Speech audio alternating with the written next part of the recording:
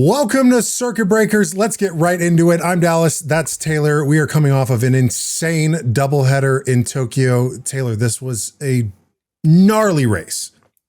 You know what? I hate that we've had to wait this long for these types of races. I say this begrudgingly because the truth of it is that most of the racing that we've had was pretty good, aside from Miami. But now it's just like rapid fire of like good races on good races, and I'm trying to keep them all straight in my head because there's so much happening in each of them. But Dallas, Tokyo was an amazing race. I am so glad they added this back onto the calendar after last year, even though they smoothed out the giant jump at turn four, wherever it was. It still was, my goodness, like we're obviously going to talk about it, but that second race rivals Sao Paulo last year for late race excitement, blood pressure elevated. I'm so glad that we stayed up late to watch it all.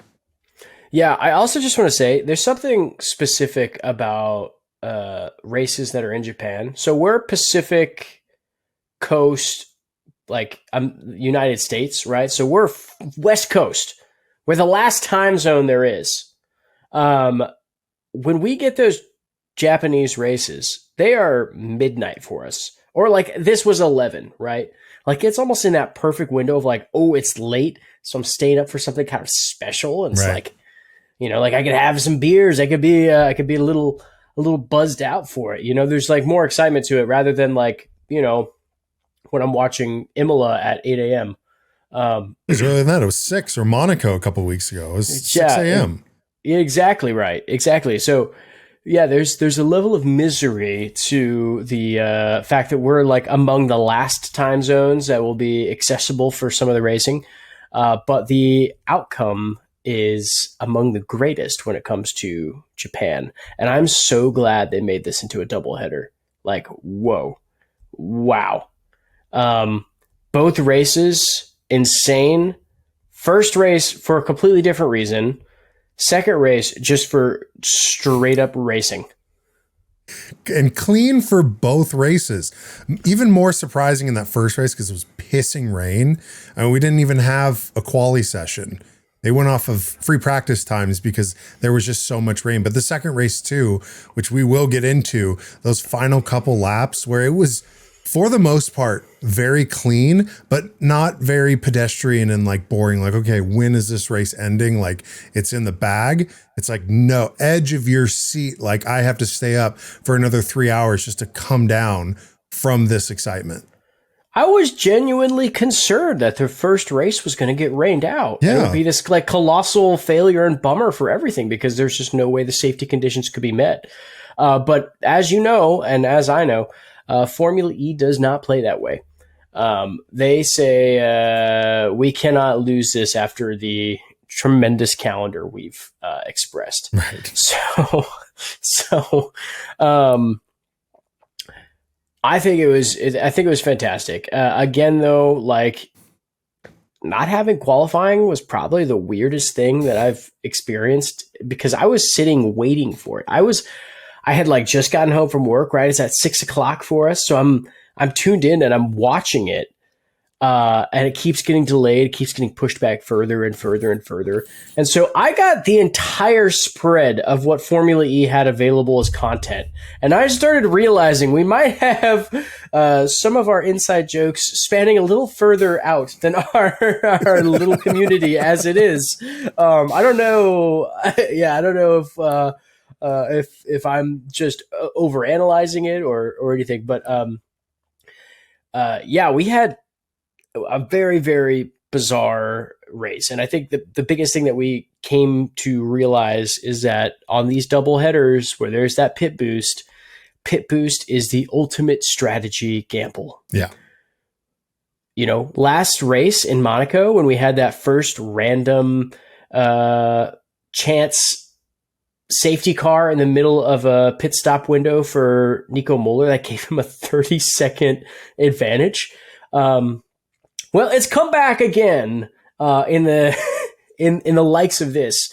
It is one of those things where I think team strategy has not recognized that inclement conditions, you gotta do that pit stop at a bizarrely ideal time. Like, that's the only way you're gonna get that point ahead. And Maserati luckily did that exactly. And because of it, they got some points. They got some points out of it. Like, Stoff, back on it. Right, but it's a strategy that it's like you can't strategize for it, because what we saw with Maserati, Stoffel Vandoorne, in that first race, they didn't know. It's fair assumption that something was going to happen because of how heavy the rain was, but they didn't know something was going to happen. They took that gamble. Stoff went in for that pit boost like lap 4 of the race after the safety car 3 laps. Like, they made the decision, like, just come on in, let's just get it out of the way because something might happen. And for a while, nothing did happen. I was actually surprised at the race start. There was no massive incident on that first turn, but Stoff comes in, he takes it, and big, massive advantage. He even had some room to make a pretty nerve-wracking mistake and still hold on to that win. Yeah, he was playing Forza Personal, and he went off, and he had to click the rewind button. I hope no one on stream watched that happen. Yeah.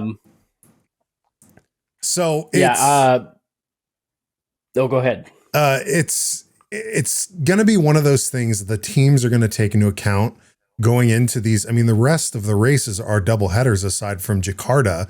So all but one weekend, they have to think, how do we want to do pit boost? Because of the 2 races we've had it. Jeddah was kind of like, oh, look, check out this neat thing that we're doing. It wasn't like such a huge monumental advantage for a single driver, but that's 2 out of 3. Muller in Monaco, Vandoorne in Tokyo. Based on those odds, it's going to happen again in Berlin, in London, Shanghai. Like, it's bound to happen. And it really just ruffles the feather of the standard narrative of a Formula E race. It puts the unpredictability it cranks it to 11 as to what's going to happen. Right. There's no guessing. Well, I'd actually argue that Maserati did the smartest thing possible. They had the highest risk potential for what they were doing, but they calculated that pretty significantly, that there's a very, very good chance there's going to be a safety car, and there's a very, very good chance that's going to happen in the next 3 laps of this race because of the conditions. I'd actually argue that is the best strategy you can do for that. Like with Nico Muller in Monaco, it was because he had to get a change of tire. He had a puncture, right? Like, that was a complete luck of the odds, right? And they were like, well, if he's going to come in for a pit, we might as well also just make sure we do the pit stop. With Stoffel, it was very deliberate, which means I think more teams going into pit stop like, again, in Formula E, there has not been this amount of kind of risk strategy when it comes to the implemented like features of the series, right? Like between attack mode and now pit boost, the options of what a team has to process and calculate on what's going to make them win a race is insane. And that's frankly my favorite part of this, is because while watching these, I'm starting to pick up what's happening. I'm starting to be like, I could do race strategy in my own fantasy world of these things. I'm calling out the plays that they're setting up to do. And it's like, oh, I'm so excited to see these things work, because I think strategy played the biggest margin in this entire weekend. But before we go too much into that. Well, I have a follow-up question to that. Oh, sure. To you as team principal of Taylor Race Co. and to the other teams as well. Why was Stoffel the only driver to come in that early? The rest of the pack stayed out until way later. So did Maserati know something that none of the other teams knew? Like, it doesn't really make sense, because yes, it was an insider trading. Yeah. This is an insider trading situation. Stellantis, big bucks, just calling the shots, and I don't know, having the foresight. No, I mean, I think that is true. And my honest answer to it is, I think, frankly, everyone else probably thought it was a pretty dumb idea until it gave them a 30-second advantage when that finally hit the wall, right? Like that's the reality of it. It's a dumb idea until it works dividends and secures Stoffel Vandoorne his first podium in since like 2022 or something like that? Probably his first race championship win. Season. Yeah. It's been insane. a while. It's been a while. So honestly, props to you, Stoff, but there's another really big strategy, Mark, that I think we need to talk about, and that's going to Nissan. And boy, home race for Nissan. As we know, Nissan as a company is absolutely dumping the yen globally. They're really, it's not going well for our beloved. On by the threads of Ollie Roland's race suit. That's basically what it sums up to. Yes, yeah. There's a shoestring budget being put down. Actually, if I remember correctly, Nissan just did a ton of layoffs. Yeah. Like a ton of layoffs. But I think that they've kept everything for the motorsport division, like the Formula E division. They're like, we can't touch that. That's the only thing we have right now. Yeah, the priorities are to operate like that, right? So fantastic choice on Nissan to keep that going because it's clearly paying dividends. Ollie Roland made Japan proud. Yes, he did. That white London man, that white UK hero managed to rally an entire Asian country around a car producer.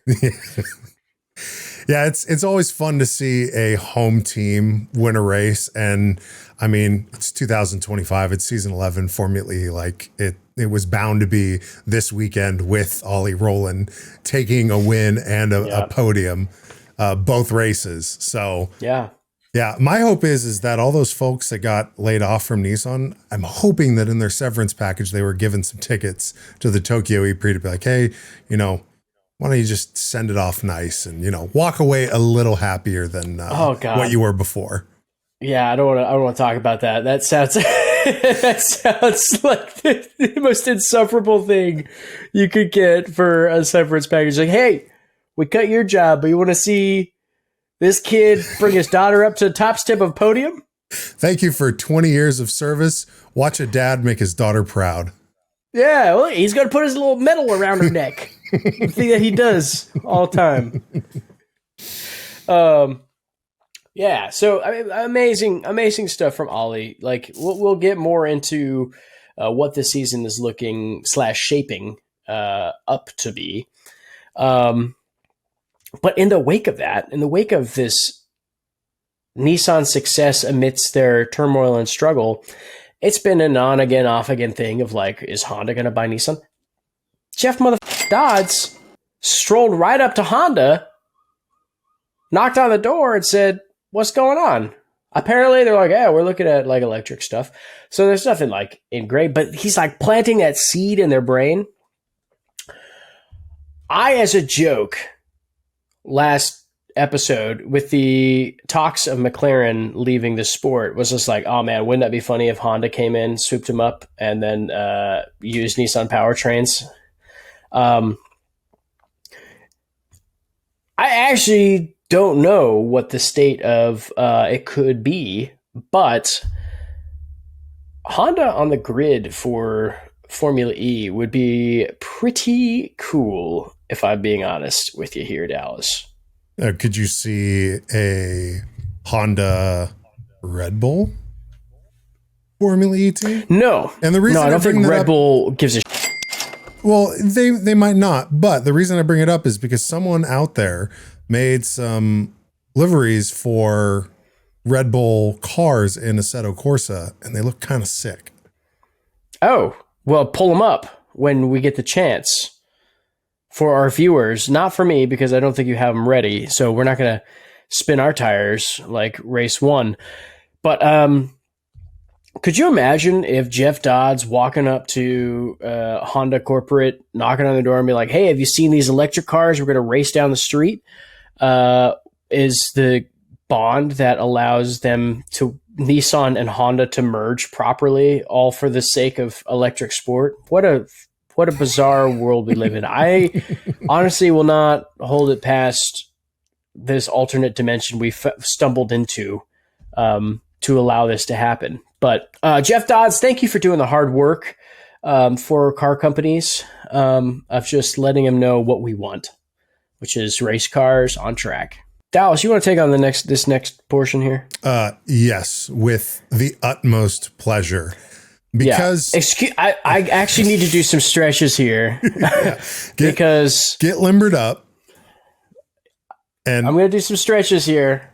And I'm gonna bring this in because we cover Formula E in its entirety.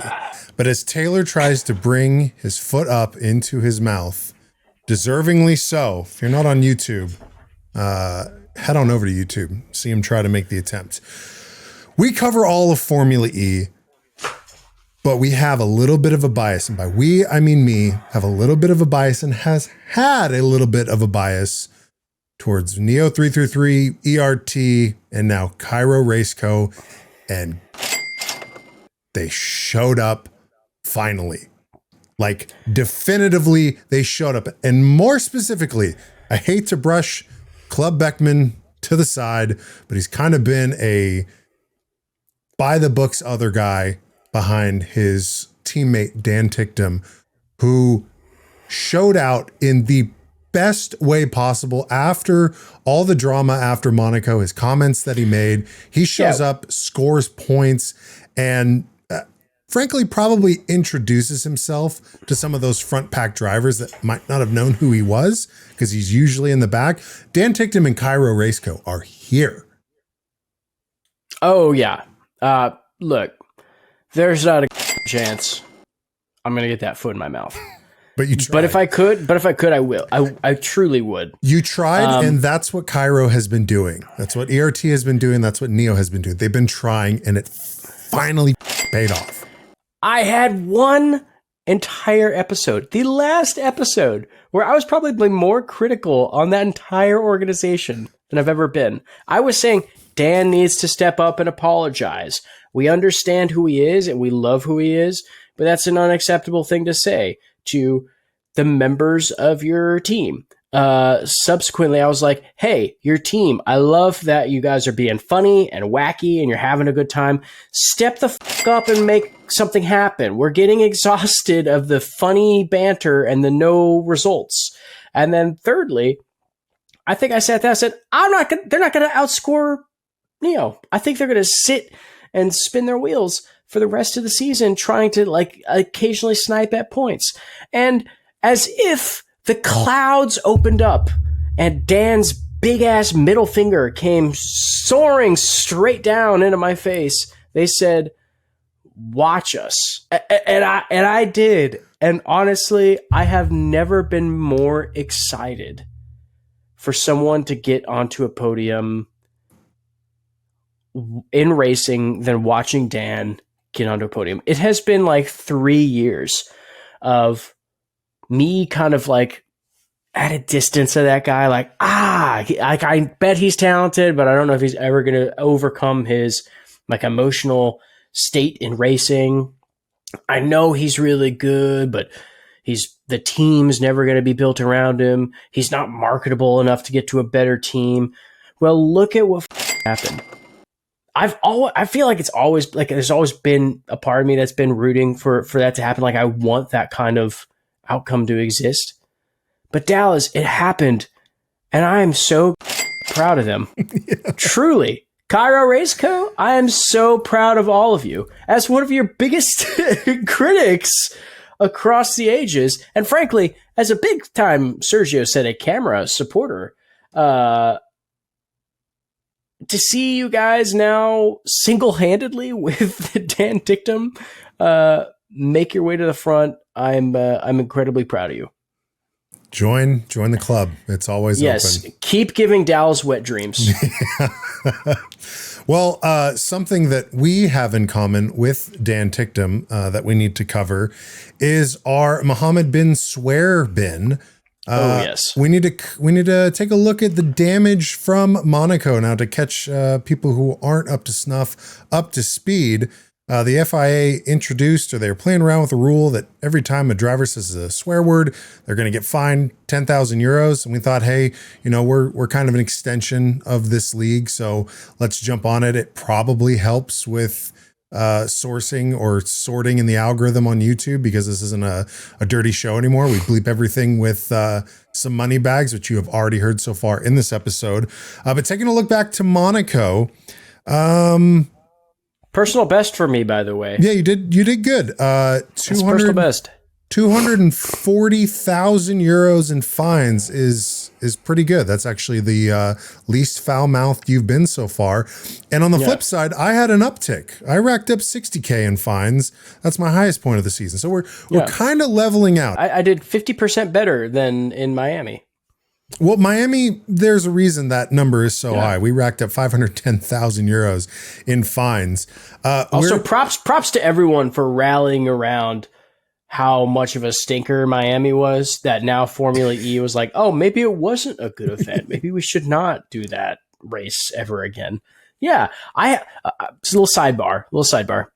So my partner, one of her coworkers is like an actual race car driver. Like he races in like a vintage BMW spec series or something like that. I'm trying to remember. And every time I hang out with him, we have amazing talk and banter about motorsports and cars and everything. And I've been softly showing him portions of Formula E for a long time, as he is an actual race car driver. And he told my partner when she was at the office the other week, he's like, hey, I just want to let you know, like, you could tell Taylor I tried to watch some Formula E, but it just wasn't very good. Like, I was like, oh God, he watched the Miami race. And she's like, oh yeah, he did watch the Miami race. I was like, there you go. You literally had someone who is really invested and interested put on a race, and it was the Miami race. And he was like, oh, these things suck. These things suck. They look no power, no power, car small, track big, go slow. And that's it, is that track made those vehicles look weak and poor performing. So thank you, FIA, for turning away a potential fantasy league candidate I had. Well, we'll get there. The sport is growing, and so are our fines. Total so far throughout the season, 1.1 million euros. I think, what did you say? Once we reach an amount of a small country's GDP, we'll do some charity or something. Yeah. Small island country's GDP is when we can begin submitting to some really badass Make-A-Wish Foundation stuff. So, if you're not a fan of swears, root for us to say more swears, and we'll get there. Now, let's get into the meat and taters of the episode. We're talking about Dan Ticktum and KIRO having a bang out weekend in Tokyo. We also mentioned the bit of media storm that he created after Monaco. And in what better place to address the criticisms and the consequences of his actions than in a traditional Japanese home, sitting on the floor, talking about what he did was not ideal. I gotta be honest, I watched this right as I got home. This was so creepy to me when I first saw it starting. Like, it was so creepy to me. Yeah, well, there's a few things I need to address, because obviously that should never be said. I would never actually do that. It's more of a figure of speech of just anger. You know, I shouldn't have worded it like that. But yeah, I just want to say that, you know, to my team, I'm incredibly respectful, all the way from the mechanics, the engineers, systems guys, all the way to the guys at the top. Like, you know, we all get on very, very well. It's actually a nice environment. This, in addition to Dan Ticktum responding to comments and letting those trolls win, I think this puts them in their place. Like, you know what? That's a nice little redemption segment to a qualifying session that didn't happen. Yeah. He's back in the good graces of everyone. And I'll just say that as with big old Dan Ticktum blinders on, of like, Yeah, they didn't like him for a little bit, but now they love him because he went and did this. And it was good on him to do this. He's getting a ton of screen time from Formula E right now. He polls very well with Formula E. As you could see by their comments, where Dan was fighting in their battles, and they're like, "Oh, this is popping off. We need more Dan. Yeah, more Dan. Sell the series." And you think about it, it's like Dan almost made it to Formula One. Do you think that Formula One would ever embrace someone as hot-headed as Dan as openly as they do? Like, no. Way no too sterile of a series. That's why we founded this podcast, just because there are so many weirdos that have no home in motorsport that have arrived here and are loved and embraced for how good they are at making little cars screech around track. Now, speaking of weirdos, and it's a terrible transition because they're not weird, they're awesome. But the Envision boys came out too. After Count Buemi's win in Monaco, I think that awoke something. Because, Taylor, you and I we saw them in Portland with our very own eyes. They look disheveled. They look like nothing was fun. The dark magic was eating away at their souls. And nothing was going for them. And then fast forward, 9 months later, Buemi gets a win in Monaco, and then they go to a batting cage as a team having fun. Yeah, no. They were husks of human beings. The soul had all but withered and died inside. But a single petal remained on the rose, clinging Sebastian Buemi's soul to this mortal plane. And as if by some divine force, our little school of darkness Envision's dark Sylvain Philippe arsenal has returned stronger than ever, as we've always wanted them to do. But that was, I think, this bit really was what tripped me out because, again, as I mentioned, qualifying was canceled. So I was just watching whatever Formula E put on in protocol. Now, since Dallas and I started like way back first season, we had a name for Sebastian Buemi because Formula E posted a happy birthday picture of Sebastian Buemi, whose birthday is October 31st. They had him dressed up as Dracula. Like they did a Photoshop Dracula picture of Buemi. And ever since, we've called him Count Buemi. This guy within his own team is now being referred to as Lord Buemi. And I don't know if we have a hand in representing that for them, but he's this close to being self-aware. Being countified? To being countified. He's this close. Lord Buemi. Dallas, play the clip. Also, watching Europeans try to play baseball is among the most revolting thing I've ever seen. Angry now, eh? Whoa! Whoa! I didn't see the ball going. Yeah, you went.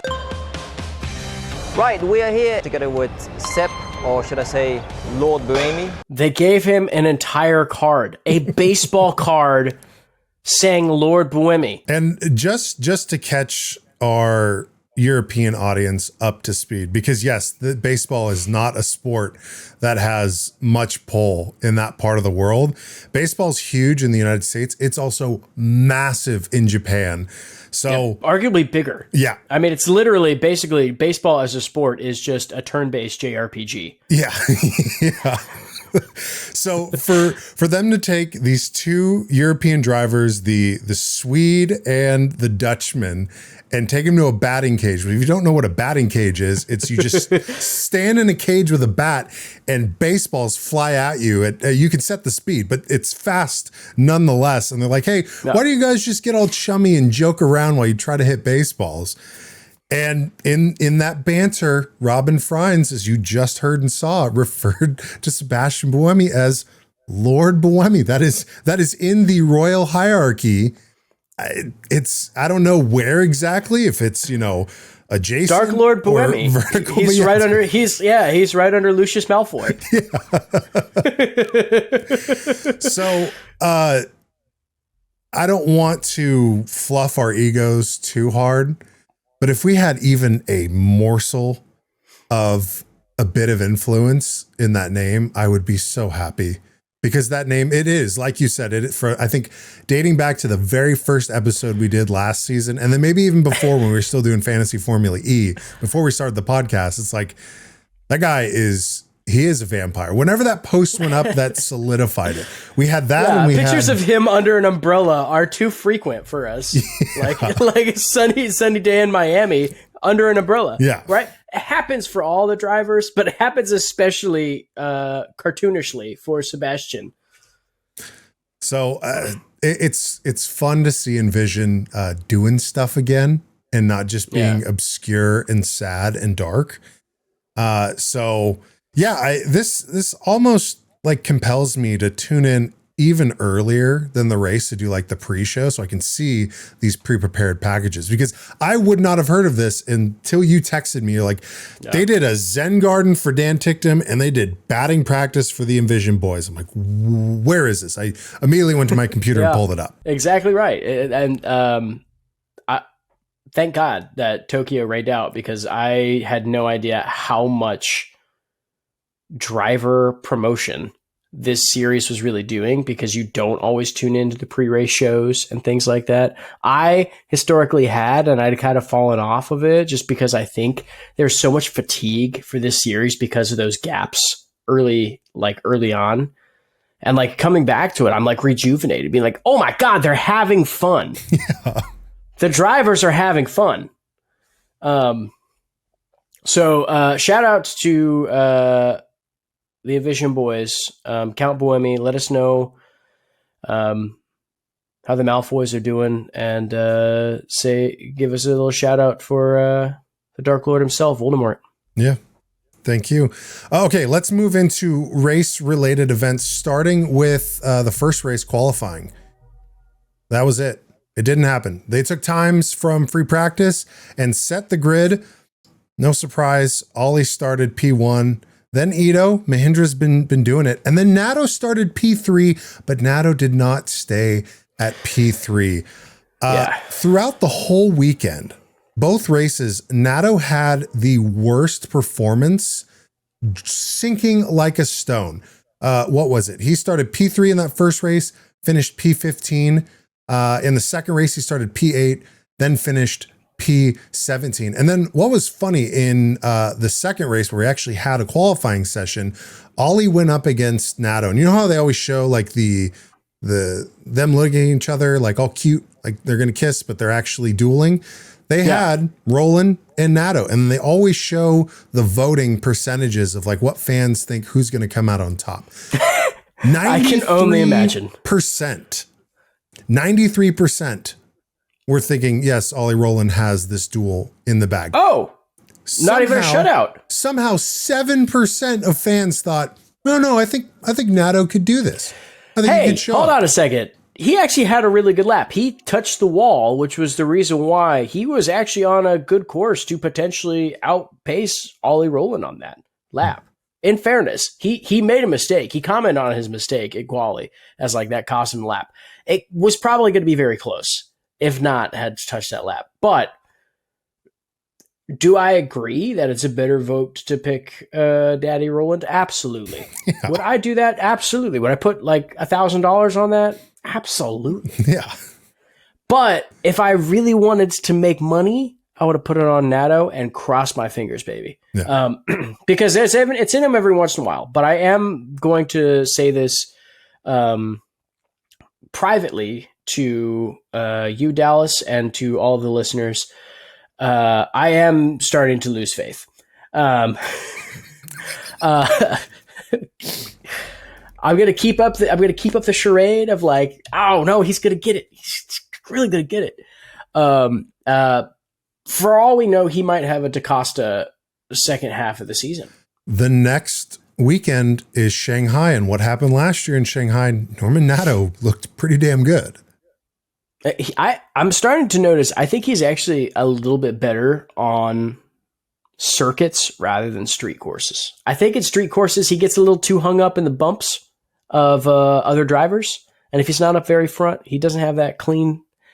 I just don't think he's as good at navigating the pack as heroes of this series like Oliver Roland, Nick Cassidy are, where they just make it look easy. Even Jake Dennis, like, holy dude, Jake Dennis, I think, moved up like 9-10 places in race 2. 10. Yeah. So anyway,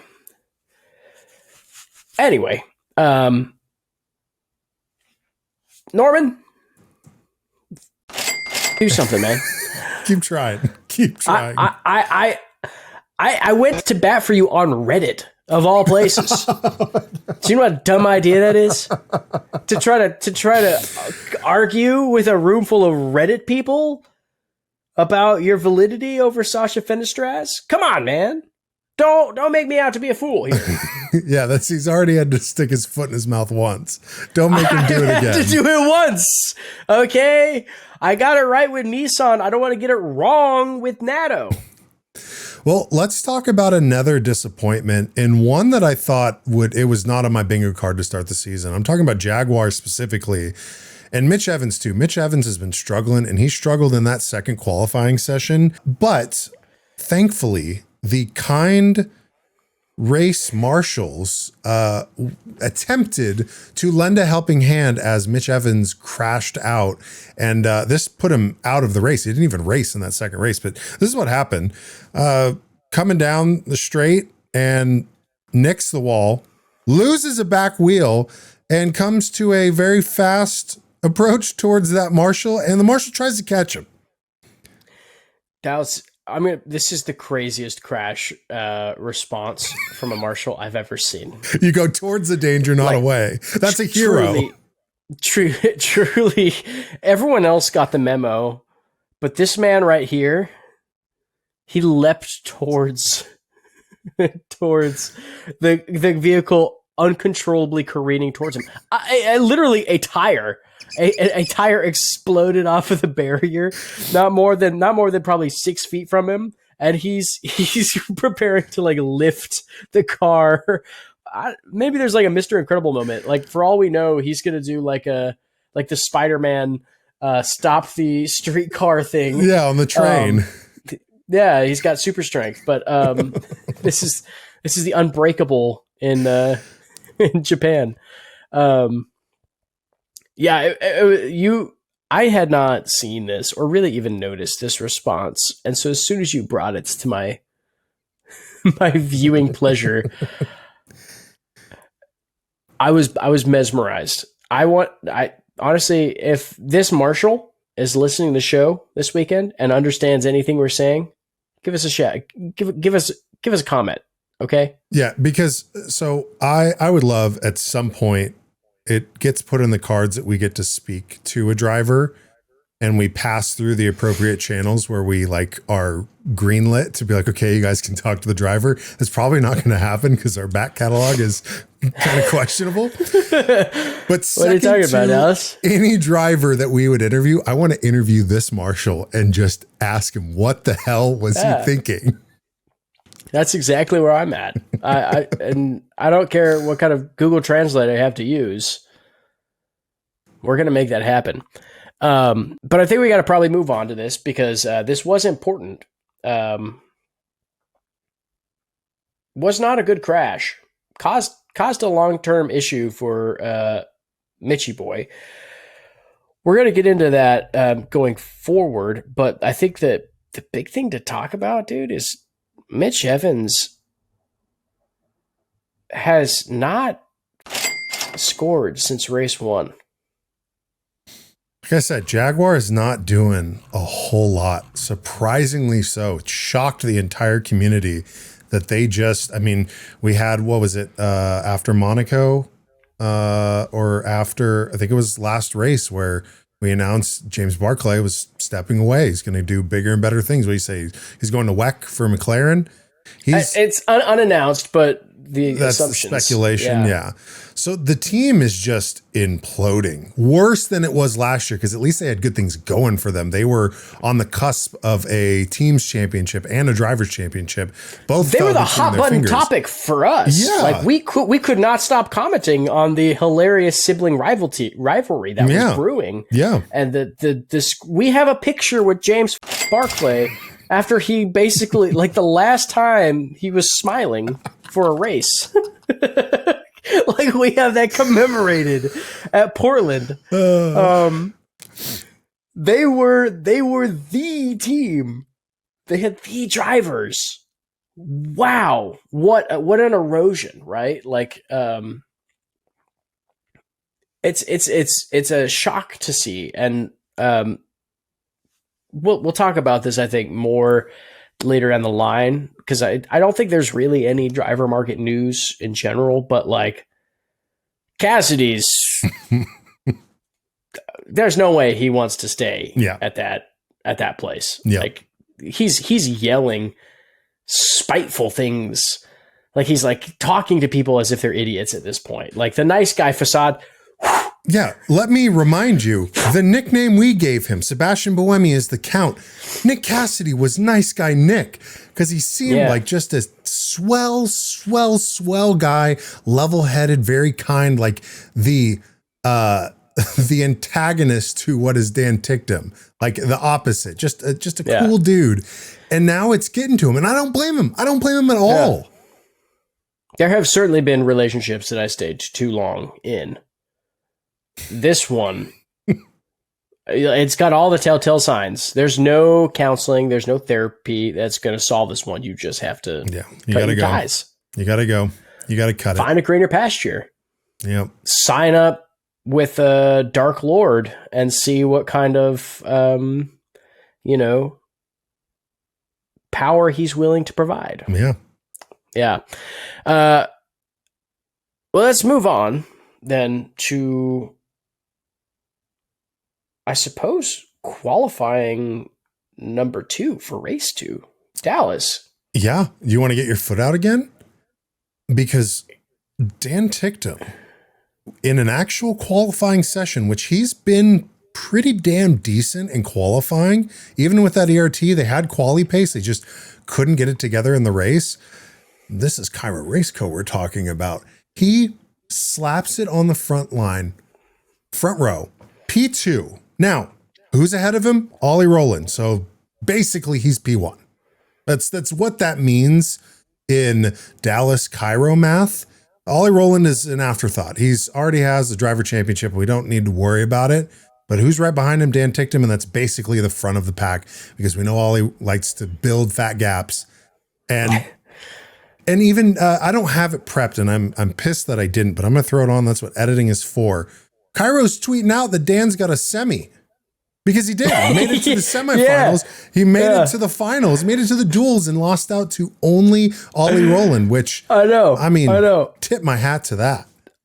Yeah, I know. That's what hey, truly, whoever's idea it was to just give an entire racing team's outward presence to like a 22-year-old for socials is genius. But I do have a distinct fear that like they're gonna do that thing that where they're like taking a video and then they actually click the flip around, and it's gonna be like a 45-year-old dude who's just imitating funny youth humor. Like I'm worried that we're getting catfished. That it's actually not like cool young people making this, and that it's actually just some guy who like, what kind of stuff do people think is funny? It's someone that knows what skibbity is, but shouldn't be saying it. That's exactly. That's the person running the socials. Yeah. Exactly. So yeah, I said that one to you immediately as soon as I saw it, because I was like, there's no way that there's this self-aware. But also, I feel like it's also showcasing that Dan is actually a pretty good sport and loves to be teased, probably to a lesser extent, which you do not get in most. The glamour of most motorsports is a team that is so self-deprecating in a sense. Yeah. Yeah. Like, well, and yeah. follow up to the Monaco episode. This ties in nicely here. I said last episode that I was going to try and find the name of David Beckman's engineer because he had made improvements along with the rest of the team. He made improvements instead of asking what corner in this, very broad sense of corner of the track, corner of the car. He said, what tire? Change it. I said I was going to find who that engineer was. I couldn't find it. KIRO kind of is lock and key with their personnel. So I really don't think we're going to find the admin for the socials. But keep doing what you're doing. Oh no, KIRO, here's my bid. Okay. This is the only way that I know that you're actually listening to us, right? We already got Dan, his whole showcase of like him returning with a sincere apology, showcasing himself to the best extent for the team, that healing moment. The next step is to do a behind the garage, behind the pit lane, and give us a little bit of the race engineers for Dan, for David, just a little more of the personality that's running the show that we're hearing in team radio as David Beckman moans nonchalantly about being in a hurricane at like 80 miles an hour, only to be met with understood. We'd love to see that, please. Well, let's get into the hurricane that was that race one. We talked about it a little bit already. Very clean racing. The first incident that we saw wasn't a retirement. It was Max Gunther red carring. Yeah. Shocking. His own system. Red flagging the entire race. Everyone had to come back in. Now, what was interesting about this, you can see on the image, real small dot right there. Yes, he did in fact have a red car. And if you were unsure if that were the case, well, it said huge on his screen on his wheel, brake, urgent. Like this might be a problem. But the weird thing is they cut back to Gunther's car and his light was green. So he probably did a power cycle, but I would assume just for safety's sake, if you have a red car for even a second, shut it down and get Something's it all wrong. Squared away. Yeah. But we talked about Stoff taking that really early pit boost, and this was the incident, not some huge pile-up crash in the rain like what we saw in New York all those years ago. No, it was a red car, maybe because it was too wet. Who knows? Who knows why he went red car? But that allowed Stoffel Vandoorne to pull out in front once the rest of the pack went and took their pit boost. And I'm thinking, Stoffel Vandoorne, like this is a throwback to season 9, right? The last year of Gen 2, like Stoffel Vandoorne's going to win a race. Like I'm sitting there like, yes, like I don't care how big that gap is, bring it home. But Stoffel wanted to get a little squirrely and make us sweat just a little bit. If it wasn't exciting enough in the rain. It was just you he was making sweat, truly. Mm-hmm. I live in my own bubble of Formula E and what I think everyone must think, right? And everyone loves Stoffel Vandoorne. So when you see a few drivers have gone he deep, spins and he went deep there as well. With a commanding lead. Oh no, he spun it. He spun it at turn 2, Stoffel Vandoorne. And he hit into the wall. Into the wall. I mean, this is the problem when you got 25 seconds of lead. That would make anyone who's rooting for Maserati and Stoffel Vandoorne for a race win pretty nervous because as we know, there is a rabid pack of dogs about 25 seconds the other way coming in hot. Yeah. No, I think this was the exact testament to the fact that pit boost can end up being an incredibly broken advantage. Even in like minor racing series, if this happens to you, you are not still 20 seconds ahead of the rest of the pack. They're on you immediately, right? There's no escape. That was a heroically lucky moment for Stoffel to not have a worse outcome and to hold on to his victory. But speaking of pack of rabid dogs chasing you, Dallas, we had the first time ever that Dan Ticktum was running away from a pack of rabid dogs from the front P1 of the race. Yeah. In both races too, to round out that first race, Dan Ticktum led a lap in this race.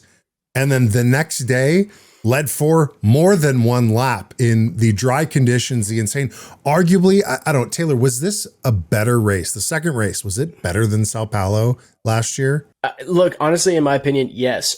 So it was amazing that Sam Bird got his return to victory and first victory for McLaren, like right out the gate. Boom! That was awesome. There was a fantastic series of turns that made it happen. It felt impossible. That was like 3 whole laps for this race, like truly. And it was 4 cars in the mix of it.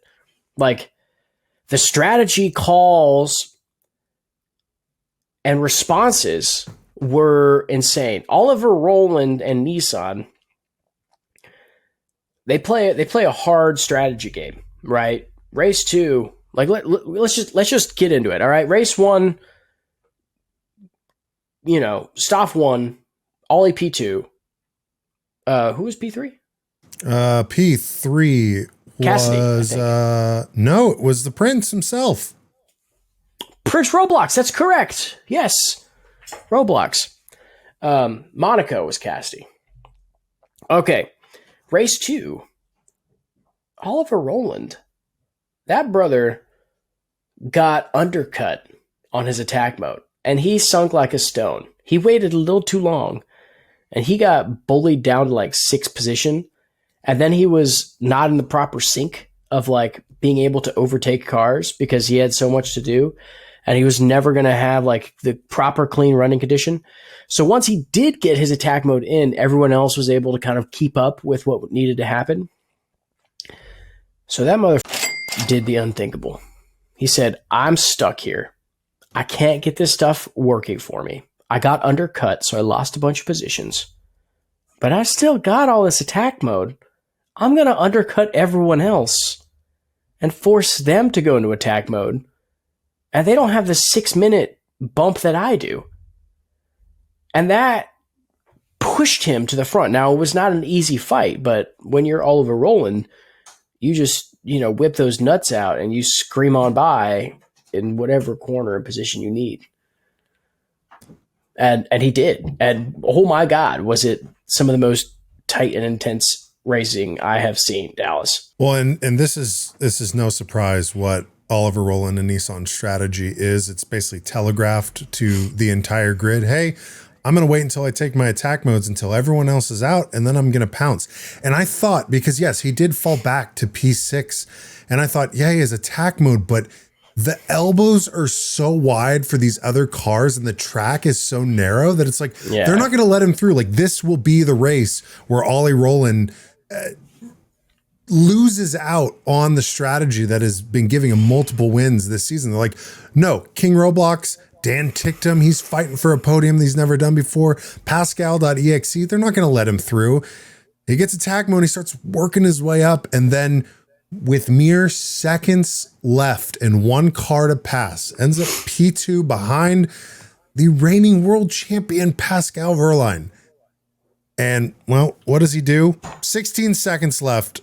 Wehrlein defends, but now is the opportunity with the extra traction and power. Wehrlein tries to push. Roland Roland goes through and into Jesus Christ. To the delight of the crowd in Japan. You can't compete with all-wheel drive in that attack mode. Look, Dallas.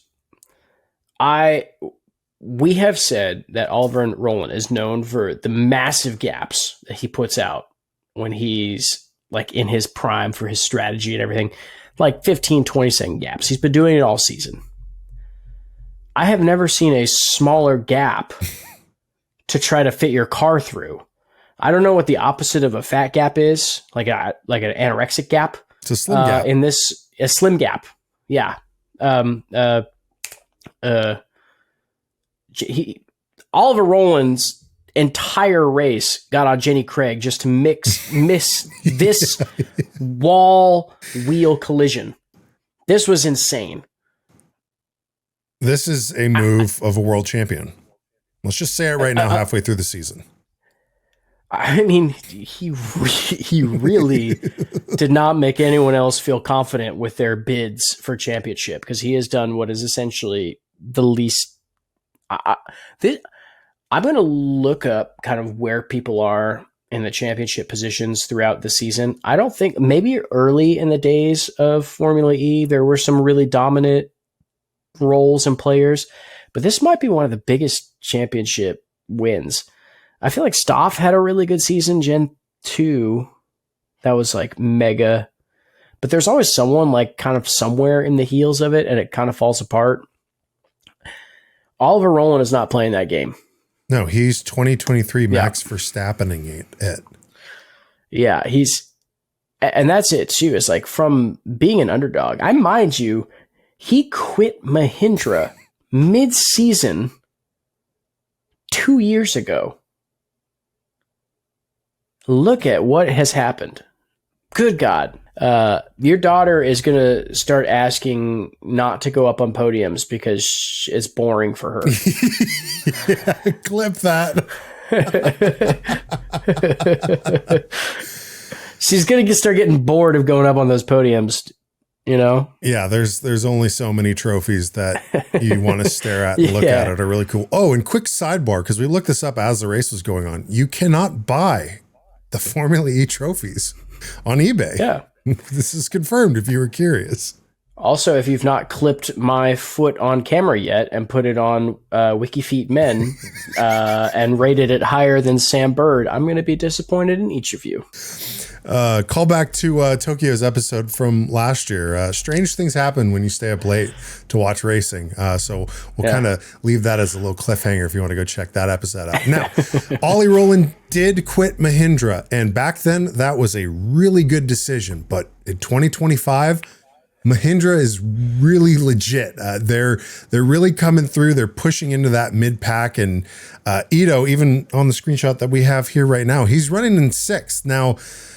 The lap after Ollie takes the pass for P1, Ito still has a minute and a half of attack mode, and he gets past Jake Dennis, but he has the roadblocks extraordinaire, the youngest driver in the paddock to pass. Now you think Ito, I looked it up. I misspoke when the race was going on. I was like, hey, Ito's like 42. He's 38, but 38 is basically 40. He's one of the oldest drivers on the grid. Seeing the taillights of the youngest driver, the least experienced Formula E driver on the grid, thinking, I have all this attack mode. I have this in the bag. But what does Prince Roblox do for over a minute with Ito chomping at the bit behind in attack mode? Well, he does this. Keep an eye out for Mortara, though. I mentioned it earlier on. He could be a cork in the bottle here. What's the attack situation Yes. We get a full lap of onboard on Ito's Mahindra, thinking, oh yeah, he's going to make the pass. This will make for a good angle. And he spends the entire lap trying to put the move on a child, barely a teenager. He's also going to have a chance on the exit of this turn 15. And can't make it happen. Now we're coming up on the corner where Ollie, a lap before, did it to world champion Pascal Wehrlein. Can Ito do it? No, he can't. He cannot get past this. Frankly, if he tried, he would be flat. We would have had another. Pascal kickflip. Yeah. So Ito makes these attempts. There are, I think this is already after they added the added laps from the stoppage, or were there added laps in this race? Am I misremembering? Oh yeah, there were, I believe. I think there was a safety car. Yeah. We had a safety car. Added laps. Yeah, I'm fairly certain that there were added laps to this. This is coming down to the wire. Ito can't get past. He runs his attack mode down. Now it's just all out racing. And this got my blood pressure like up.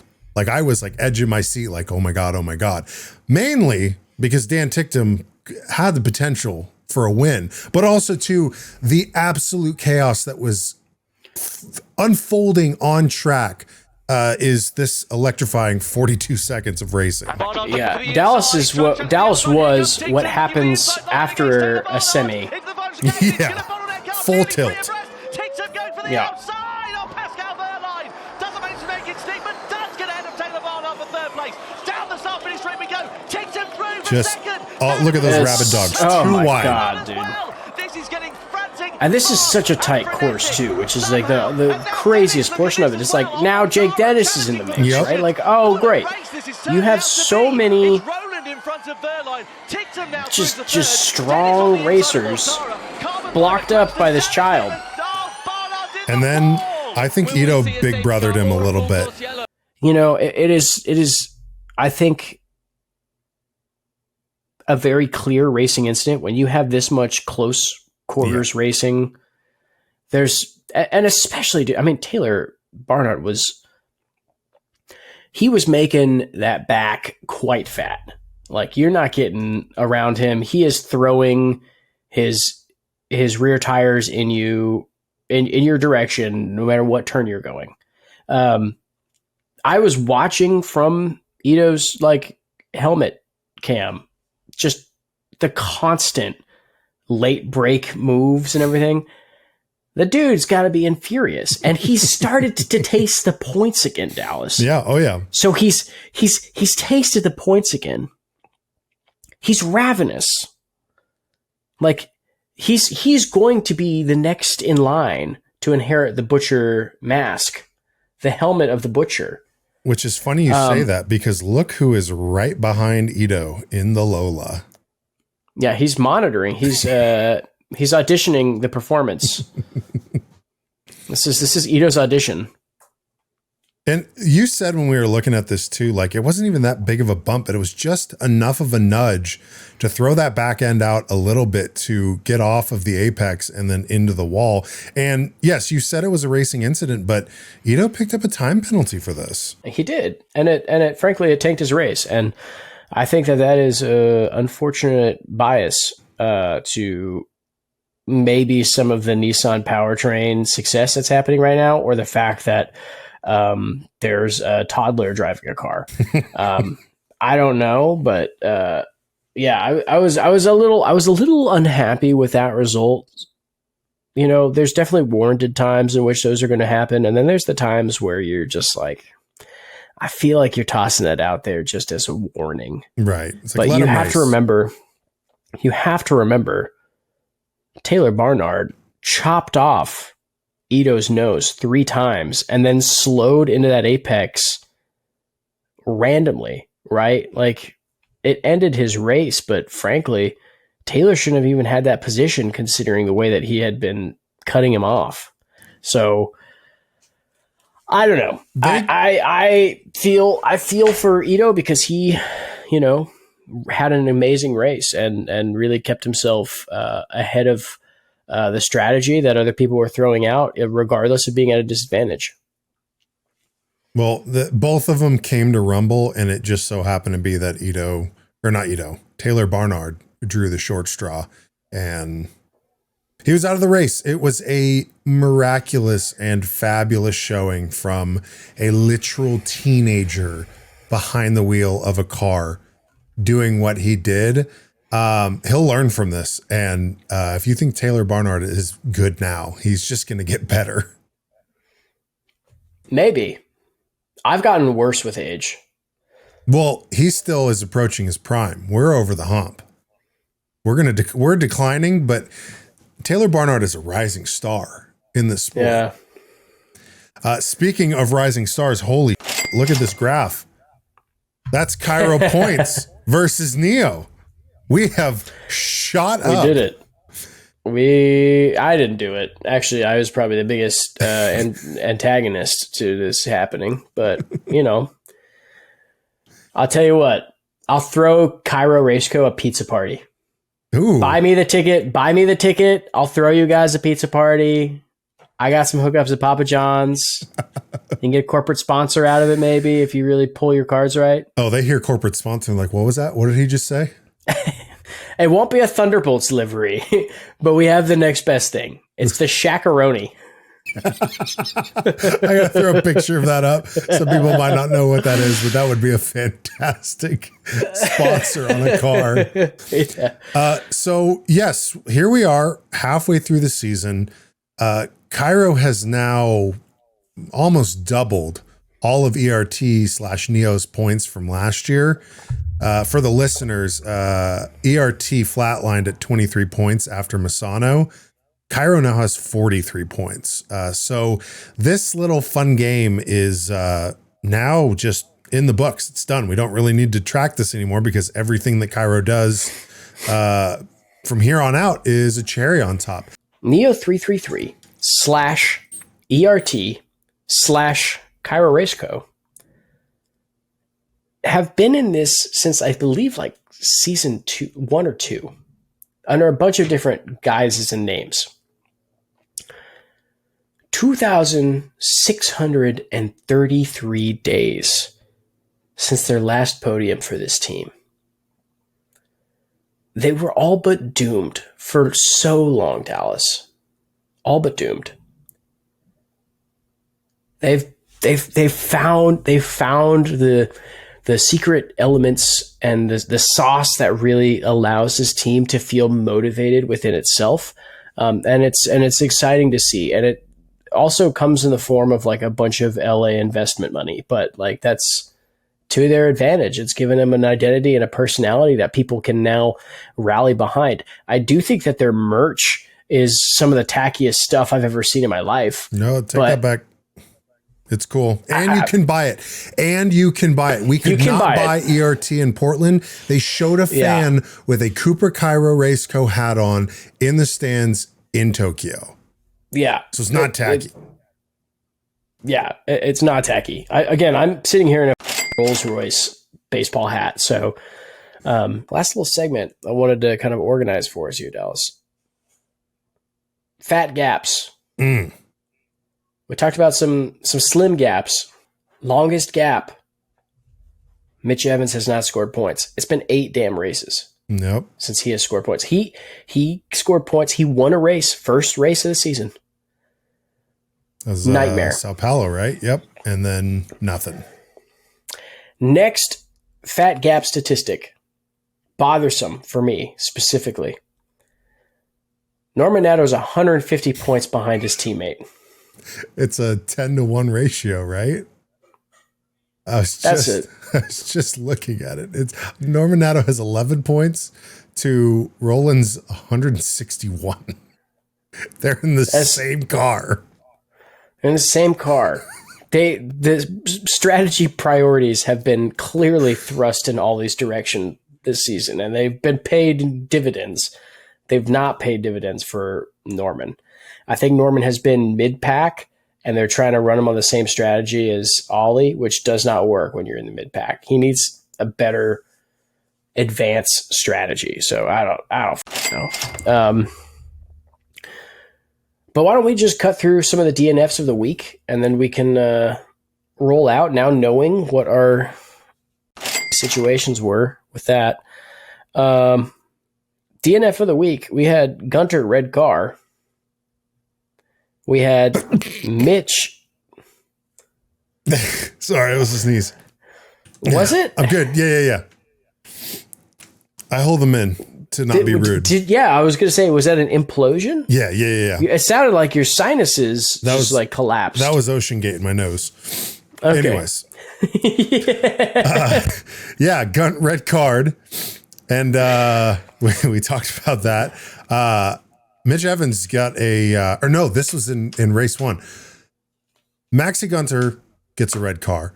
Mitch Evans, before crashing and trying to get caught by a race marshal as he careened into a wall, ends up getting roundabout backwards and slams his ass into the wall that Stoffel basically slammed his ass into, had to retire the car. And then Jake Dennis, we didn't talk about this. We're talking about now in the diarrhea no finishes because this might be a front runner early on.